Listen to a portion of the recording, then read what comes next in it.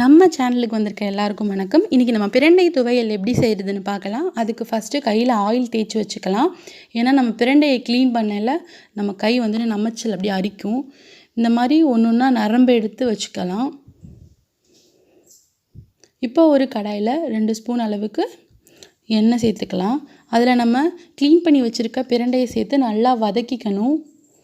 எண்ணெயிலே நல்லா வதங்கட்டும், இல்லைன்னா நம்ம சாப்பிட்றப்போ இது அரிக்கும், நாக்கு அரிக்கிற மாதிரி இருக்கும். இந்த மாதிரி இந்த அளவுக்கு நல்லா வதங்கட்டும்.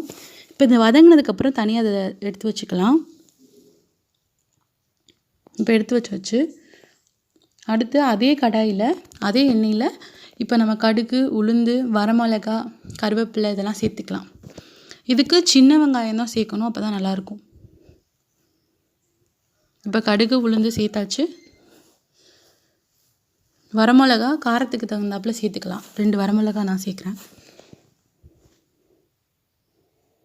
இப்போது சின்ன வெங்காயம், பூண்டு சேர்த்தாச்சு. இதையும் சேர்த்து நல்லா வதக்கிக்கலாம். கொஞ்சம் கருவேப்பிலை.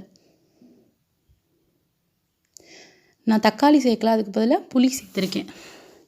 கொஞ்சமாக பெருங்காயத்தூள் சேர்த்துக்கலாம்.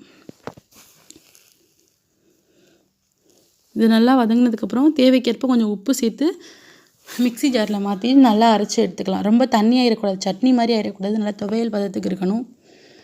இப்போது பிரண்டை துவையல் ரெடி ஆயிடுச்சு. இது ரொம்ப உடம்புக்கு ஹெல்த்தி கூட. இந்த வீடியோ உங்களுக்கு பிடிச்சிருந்தா லைக் பண்ணுங்கள், சப்ஸ்கிரைப் பண்ணுங்கள்.